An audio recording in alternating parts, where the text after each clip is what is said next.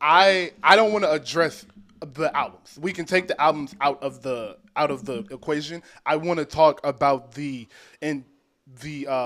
sound. Bryson Tiller got on a certain sound, doing a certain thing with a certain vibe, certain flow, certain beats, and gave you a certain energy from his music, similar to Black. And it was new. It was new. It was something fresh, and it was different. I believe when you were in that, and that is your first project, and that is what you gave your friends and that fans, and that is what they fell in love with you for, you should do that one more time. I feel like you owe it to even if it's on a mixtape. So even if he would have came back the next year and dropped an 8-song mixtape with similar vibes to Trap Soul and then dropped True to Self, I think it would have been received differently because we would have gotten one more than just one album of you doing this thing. We loved you got popular arena tours, shows, festivals, headlines. Well, you did all of that off this one album and then completely abandoned that sound for something new. Like I think the Kanye's, the Wayne's, the et cetera, that pushed the envelope. Yeah, they can do that. It set a bad. It's I don't want to say bad, but it set unrealistic.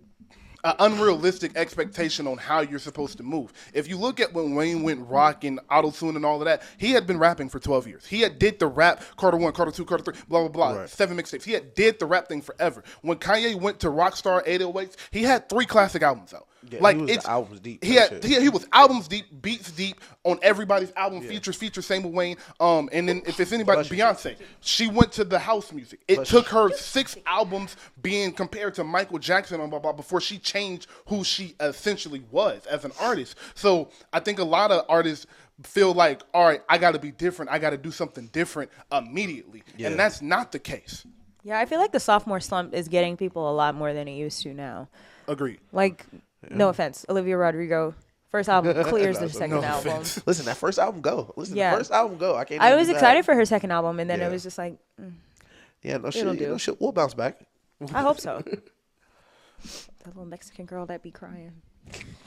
But yeah, I think the sophomore slump also plays a part into people. We're in a microwave society, so where another thing that people are younger artists are watching and thinking is replicable is the Kendrick 4-5 year break, the SZA 4-5 year break. You're not Kendrick, you're not SZA. You have to be honest about the artist you are. Kendrick took a break after, again, Kanye-esque 3 classics. Yeah. SZA took a break after one of the best R&B albums people had heard after she dropped Control, and she was still doing features. She was still active on Instagram. She was still doing these things and being in front of people. So, and SZA needed to go through artist development. She became a better singer. She became a better performer. Her show got better itself outside of the performance. So, and then BBL, come on now, BBL, hey, look, SZA. I ain't gonna say that. Come on now, that BBL, rubber ducky song, SZA. baby. What you talking about? Yeah, she looks good. I'm getting sick of her though. Did y'all see her on the Hot Ones interview dressed like an ant? I just, no disrespect, I just know what type of girl SZA is. Yeah, I know. Like, it's so on brand. Yeah, it's so on brand. I'm and weird. you lie. Like, I'm quirky. weird, yeah. And you lie. I don't even got a TV in my house. Yeah. Oh, right, SZA. Yeah. And by the way, your I don't even be outside like that. Yeah. And you tweeted, bro, yo, that was some real life, real deal stuff I was going through. Like, I believe it. Like, what do you mean you don't be? I met you outside. Like, we met outside together. Like, I don't be outside for real. But all right. Also, Baby Keem needs to drop something. Oh, Baby Keem about to drop. Did he give us a date? Nah, he put some on his website, some weird stuff on. Exactly. So that kind of, you know what they be doing? They be acting weird and shit. Soon. Yeah. That kind of brings me to my next point. That kind of brings me to my next point regarding what I sent you guys earlier regarding the industry shakeup. So real quick, and me and Ish have kind of been on top of this vaguely, kind of mix it in with the Drake and Kendrick beef because we do believe that it plays a part into this. But Atlantic Records has fired over 200 people this year. Yeah. This past layoff was a 4th layoff, and they fired over 170 people in this layoff. And they are consolidating Atlantic Records essentially, and I do not know the reason why. I have a few guesses that I'll get into later, but I'm not exactly sure. But they removed the head of marketing. Like, they fired the head of marketing at Atlantic Records. They fired the head of black music at Atlantic Records. They fired the vice president of marketing. They fired the president of relationship management. So the essential positions of what makes an artist great, what makes you be able to hit certain markets, the things that artists pop up in their billboards in Times Square and they didn't have nothing to do with it. Like, those people are getting fired. And that leads me to believe that not leads me to believe. I know something is going on. I just don't know where it is headed. Why it is happening.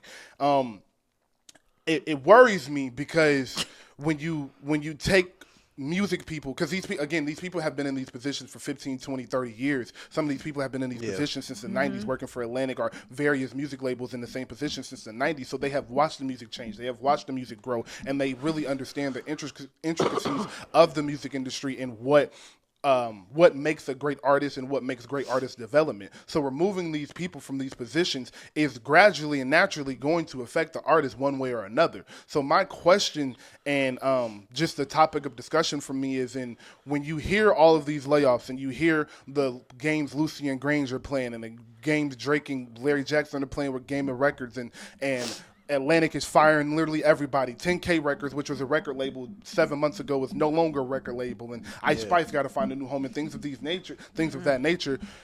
Do you still feel like rap and not even, we can take it off rap, R&B, and all other genres of music? Do you really feel like it's in a good place when you hear these things?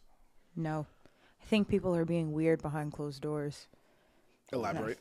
Like just creepy. Like people are probably doing shady shit up there, and they're like, well, clean house. Yeah, I think like Diddy. I think Diddy, because Kevin Lyles was in a like rape case with Trey Songz a few years ago. Yeah. Say that word again. Yeah. You just gotta say the R word. Oh, Grape. okay. Grape. Yeah. Abuse.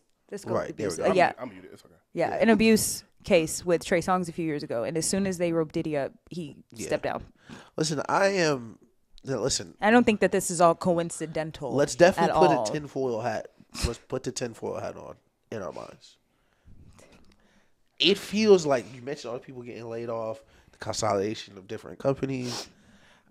To interject some rap into it, it feels like what Kendrick was talking about on Watching the Party Die, where a lot of these people who have been in positions of power for a long time, or very popular, powerful people like you talked about with like Kevin Lyles and D's, all of them, where it's like we're hitting an inflection point where something big is happening with Puff, and it's going to change a lot of things just around him too.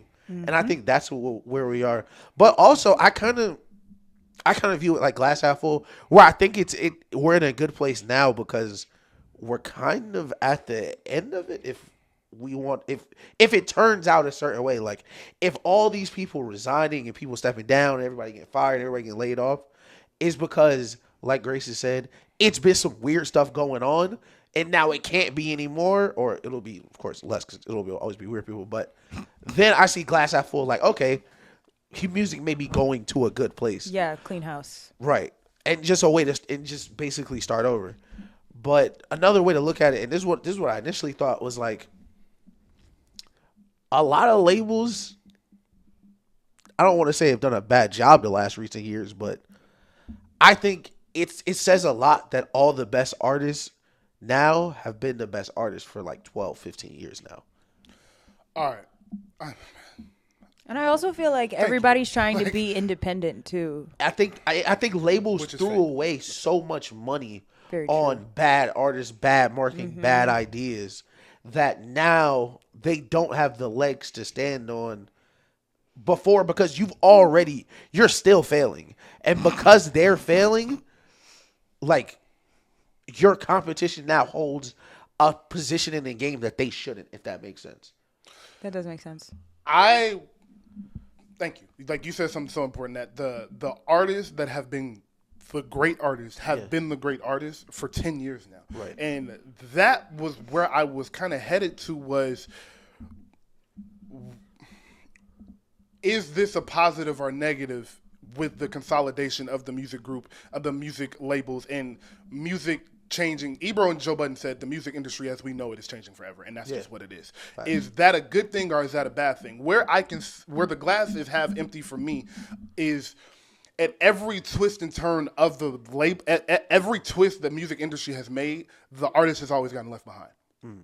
And that is what worries me, is that the artist is still okay with the glitz and the glamour. Right. Because I'm not talking about Taylor Swift when I say this. Yeah. Let's start there. I'm not talking about Taylor Swift, Beyonce, Drake, anybody that has been who you know to be the upper echelon of music for the past 10 years, Kendrick, Rod Wave. I'm not talking about any of them that is platinum records, every album, 100,000 every week. They're excluded from this because they are the people making the money. Right. So they're excluded from this. They're always going to get what they need. Yeah. This is for the up and coming, the trying to establish your Don Tollivers, that realm of people, your Don Tollivers, Lil Papa, Glorilla, that realm of artists that is still trying to establish, still trying to grow and be a Drake, be a Kendrick. Yeah. I noticed that when the label signs you, they give you $1 million, $2 million in signing bonus, and then they give you an advance, and then they give you they'll go buy you some change, they'll go buy you some wardrobe, buy you this, that, and the third. And does that flash stop you from thinking about what's really going on? This bigger picture. Like, it's 90 outfits on this rack right here. Yeah. Somebody had to pay for this. Yeah. It's chicken, it's fried rice, it's candy, it's all of this in my rider. Somebody had to pay for this. Like, we're going through these things and you're realizing the expenses that you're generating yourself. Oh, I've been in the studio for 12 hours every day for 3 straight months. Yeah. Somebody had to pay for this. Right. I've had the same engineer in here for all 12 of those hours every session. Yeah. Somebody is paying him. And so I don't know if they are paying attention to the things around them to notice that the people that their people are supposed to go to at the label are no longer there. So if Lil Papa has a manager who is that? He's on CMG. He's a fire ass rapper from Florida. But if he go to his label and he goes to his manager who is supposed to go to the label, and the person at the label that his manager has been addressing is no longer there. Right. Does the artist take that as, okay, maybe I should stop, rethink, and go back to the drawing board and figure out how I want to navigate my fan base? Or do they just ignore it because of the money around it? Right.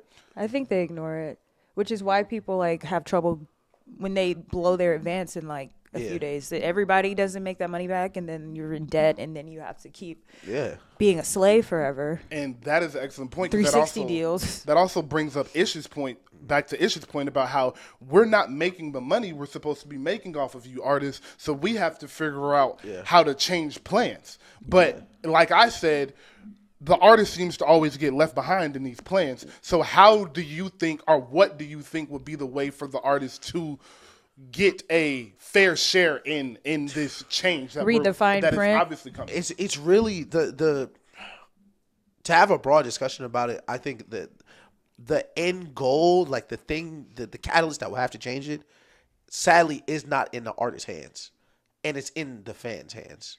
And I've been saying this for like 3 or 4 months, and I really hope that just us saying it enough outside will kind of change the frame and how we look at artists. Like, the reason artists can't go independent is because fans won't support you when you're independent, because fans don't want to be the only people listening to you. Like, well, they pick and choose when they want to do that, because some people, like, it's cool, and then whenever you get too big, it's like, oh. That's a good point. Or if you're too small, like niggas were so cool listening to Meek when he was doing 200 the first week. Meek doing 26 first week, you don't want to be listening to Meek because it looks weird because he's only doing 26. But the problem is all those numbers are fake. All those first week sales, the radio play, all how they're calculating it is all fake. They literally delayed the first week sales because Travis was going to outsell Sabrina Carpenter. It was like, no, we got to figure out how these they took out the last 10 minutes of sales off Travis' website. It was like, well, yeah, it got processed, but it really didn't get sent out. So those really don't count. So she needs to be like, all that stuff is paid for. All those streams numbers, those are not your direct listens. And because they control the artist perception in that way, it's hard for artists to be like, all right, I'm going to separate and just do it independently. You really don't see no artists that have left the label, went independent, and stayed commercially successful as they were before. Because they're broke. Yeah. And I've been trying to tell. That's what I've been trying to kind of get away because it's hard to call somebody broke when you broke. Not, I'm not really broke, That's a but bar. I don't got millions of dollars. So We're financially challenged. But Financially unstable. when I say broke, I mean like you would think rapper X is making Like $2 million swimming a in year. money. He got buku money. Like he got the money he rapping about. Right. He does not. No. This is the label. The label has advanced him this money. Yeah. He has spent this money, and now he is trying to make it back. Damn, those chains belong to Atlantic. Thank you. So That's why I feel like Tory keeps dropping all these songs separately because he is independent and owns his masters. But Yeah. it's like, Nobody hears it. yeah. you have to. So that's where I was going because you were talking about the artists when they go independent, they never are able to keep the same success. I keep reiterating the past 2 or 3 shows, you're nothing without the team around you. You're nothing around the people around you. Remember what I said about Wayne when we had the show 2 weeks ago, and I was like, the people around Wayne shouldn't have let him release that video on Instagram. Fuck what Lil Wayne thought. The people around him should told him, no, you're not doing this. You're gonna stay so quiet like you always do. Right. And that is what I'm speaking to when I say that these artists they're broke in pockets and they are ignorant in mindset. Yeah. So they're not paying attention to how much money is being pushed behind them and how much money it costs to get your song on every major radio station in the country. How much it costs to have your song on this commercial. How much it costs to have your song on this billboard in Times Square, this billboard in Atlanta, and this billboard in LA. And then we got to put you on the front page of Rap Caviar, put you on the front page of Spotify, front page of Tidal, and then you got to pay for your studio session. You got to pay for your engineer. You want the best mixes. Then you got to shoot music videos with $10,000, $15,000 cameras and 200 people on the set working this interview. This music video. Then you got to go get somebody to edit it. So you're talking about an album process that literally cost $1 million. Yeah. These rappers don't even want to be rappers. They want to be celebrities. So when you tell them you got to spend $1 million, $1.5, $2 million to put out a classic and to market it the way a classic is supposed to be marketed, they gonna look at you like you crazy. Do you think that's what's taking Cardi B so long? Well, I wanted to mention Cardi B along with a couple other artists because I feel like a lot of the reason a lot of these labels are firing everyone is because we've seen, I feel like a good crop of artists not be able to take that next step. And eventually, it's easy to say, oh yeah, she ain't got nothing to say. But when it's artists where I like when Meg get on his, that is an artist that has something to say and has the talent to say it. Cardi B, whether I think she a great rapper or not, she has a bunch of bops and people want to hear music from her. Like, it's so many artists I feel like are trying to break through the up and coming to stable artist territory and they can't. And eventually, like, it's an accountability world. Someone needs to be held accountable for it. And that's what you're seeing now because it's no reason that Ice Spice should already be declining. Like Glorilla was so close to declining and she kicked it into high gear. Yeah. And she started dropping some joints. Yeah. Like all Sexy year. Red, all them, like, and you're all seeing them hit this like glass ceiling where it's like, oh yeah, you got a couple bops I listen to, but maybe not enough for a whole album. But you still should keep dropping singles. Like, it feels like they're all failing kind of the same way. And once I see that, I think they're not being managed right. They're not being put around the right people. Like, Dirk shouldn't be doing a song with Kai Cenat. Dirk shouldn't have an I Show Speed feature. I know those aren't Dirk ideas. There are things, and it's so many, like, just little red flags. You'll see, like, okay, they don't know what's up. And I think that's why people want to go independent so bad. Like, even though they, like, don't realize that, like, you actually need this, is because the labels are doing such shady stuff, and they feel like the label doesn't care about them. So they, like, try to take matters into their own hands. But it's like you're really hurting yourself in your career. Exactly. And that is why it is important to be in all of the meetings. Be everywhere everywhere they're talking about you, you should be. Everywhere someone is having a conversation that you can be involved in, you should be there because you need to know what these labels are thinking about you. You need to know what these labels think of your music, what they think of you, what they think of you as a person, as an artist, all of that, because then you can better reflect and move in a way that makes sense for your career, because you have a lot of people managing your career that the label hired. So they don't even know you. They don't know you, Ice Spice. They don't know nothing about you, why you want to be a rapper, why you a rapper, if you just want to shake your ass and just why you have fans. They don't know nothing. Shout out Atlanta. Listen, Atlanta is such an amazing show. It's over now. It's absolutely a great rewatch, especially the stuff going on right now. But there's an episode of Atlanta where they're going to like really get signed for the first time. And like they show you the different type of labels, kind of. And it's super important, like you said, to be in the room. Like, people give Dame Dash a lot of, like, you know, of course, a lot of flack. Because Dame, you was, you know, moving a little crazy. Karma don't miss anybody. But one of my favorite things about Dame, Rockefeller, and Hove, it's a video of them having a Jay-Z meeting, and Dame wasn't there. And Dame walked in the meeting like, why are y'all talking about Jay-Z and I'm not here? He stopped the meeting and said, someone explain to me why y'all are talking about my artist, the biggest artist here, and y'all don't got a nigga in the room. Like, and it's really important that younger artists understand. And this is why hip hop is so tough, because it's kind of the only like there's not a bridge between the younger and older artists, where it's like, yeah, Jay got handled a certain way because they had to move differently than artists move. They were in all the meetings. Dame made sure that the nigga who worked his song knew why he was working his song, who he worked it to, and what the idea is. Now, I don't know if it's because the internet, everybody's so separate. There's no regionalism. Yeah. Like, it feels like so separated artist to artist. Because I also think people don't want to be these artists. They want, like he was saying, they want to be famous. Facts. So, like, people just think that if they could get like one little hit song, then they can branch off into other stuff and like get these major brand deals and then market themselves elsewhere. But it like doesn't work like that. And that's where I want to bring another point to your meetings is Thug. There was a video of Thug going around, Free Him. He was in a meeting with the label people, and he was in a meeting with his manager, and they were telling him he basically needs to be in front of his fans more. And he was like, no.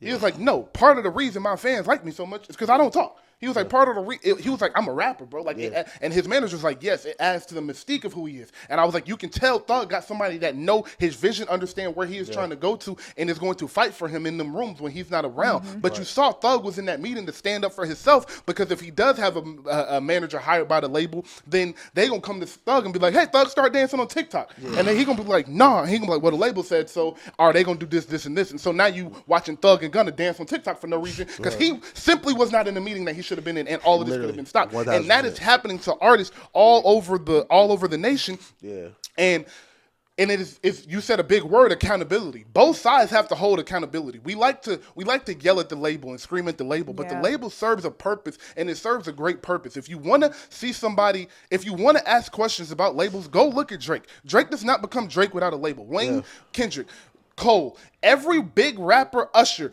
does not become a hit, a sensation, a superstar without a label, without a team behind them. But the issue is, and the difference is with those superstars, is they were in the meeting like Hove was, which is why Hove became Hove. And now you have these rappers that, back to Grace's point, that just want to be famous, just want to be on the internet, just want some brand deals, want some millions of dollars, and move out to LA and post on IG for the look.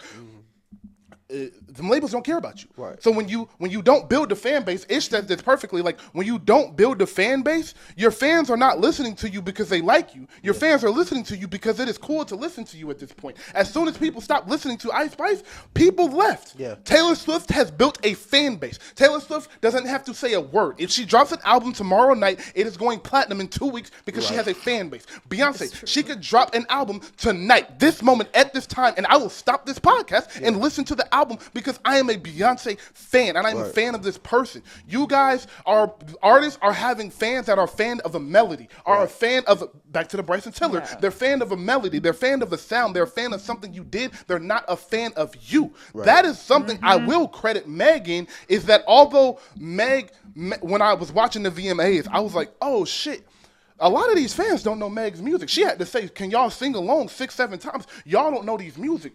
But Meg has a fan base. So if Meg drops some panties, they gonna go buy them. Meg drop an alcohol, they gonna go buy it. Meg drop a podcast and drop a Patreon that's $25 a month to listen to her, they gonna go buy it because she has a fan base. She got a Nike deal. Ariana did that today. She dropped a surprise deluxe, like a slight deluxe of Eternal Sunshine. Yeah. And didn't say a word, just dropped it. And when you have a fan base, you can do these things. But on the label side, because we've been talking about what the artists can do better, on the label side, where you guys have to take accountability is you built this microwave society, so the artists thought it was okay. Yeah. Y'all were the ones who started going to sign the TikTok rappers that don't have no songs, and every now and then some of them will work out, like Doechii. Doechii worked out. She was found off TikTok. It worked out. She's Shout out to Doechii. Salute to Doechii. We'll get to her album in a second. But every artist every rapper you hear, artist, some people just tried to make a TikTok hit to make some money. And then they made the money, and now you looking them in their face saying, I want a 2-album deal. Right. They don't even know how to make a song. Right. Yeah. And then they have the shows, and nobody knows any of the words except that one part that's on TikTok. And they don't know how to perform. They don't know nothing. Yeah. So the labels are just putting people out here that don't deserve it, haven't earned it, and shouldn't be in these positions, and they're confused when they're not getting a return on their investment. 1,000%. So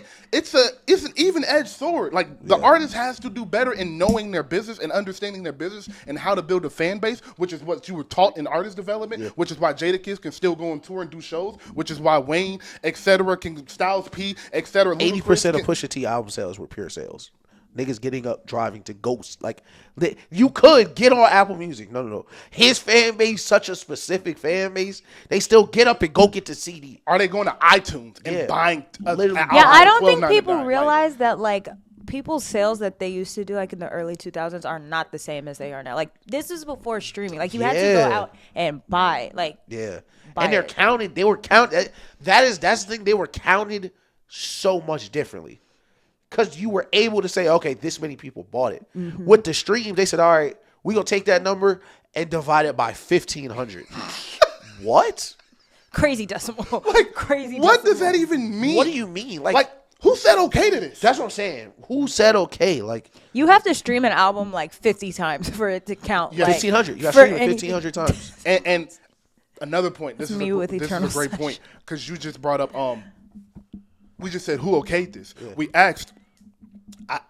We just said who okayed this. 10 minutes ago, I said, how does an artist actually be a part of the change and not be left behind? And in 7 years, how we were like, well, because they were. If you guys think back, if we have a younger artist, take you back a little bit to about 2011, why streaming started was because niggas kept downloading the music illegally. Yep. I didn't pay for music ever. I heard everything. like the mixtapes was free, so people was getting free music. And then when people would drop albums, it would be on YouTube in 2 seconds, and you go YouTube MP3 and have an entire album on your phone without paying a dime. So people were literally losing money because people weren't paying for albums. So streaming came along, and the artists got left behind. Hoes tried to help, didn't really help, and didn't pay Nicki Minaj, who I am. And listen, she got paid. And listen, the artist Nicki Minaj got paid. I don't think she saw them checks though. That's what it was. She didn't sign a check. Yeah, hey, listen, hey, you know I know. Listen, you know I be in them chats, I be in the forums too. But the forums, not the Reddits. But Carter Corner, baby. Come on now, salute the weeds.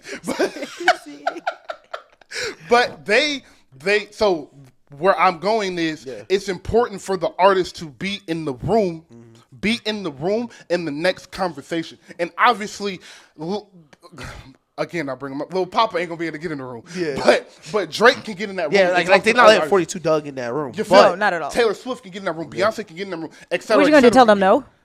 Fact. And listen, shout out just because we ain't brought his name. Shout out Frank Ocean. You know, scoop the label. Listen, Frank Ocean made Blonde. It was like, you know what? A label don't deserve this. Like, you know what? A label do not deserve this album. And got away. Yeah, he won. And where I think this, and that's another person that has a fan base. If Frank drops an album, he's going to do 250, 300 because he has a fan base. He can go away. Like you guys, I just spoke about the Kendrick SZA.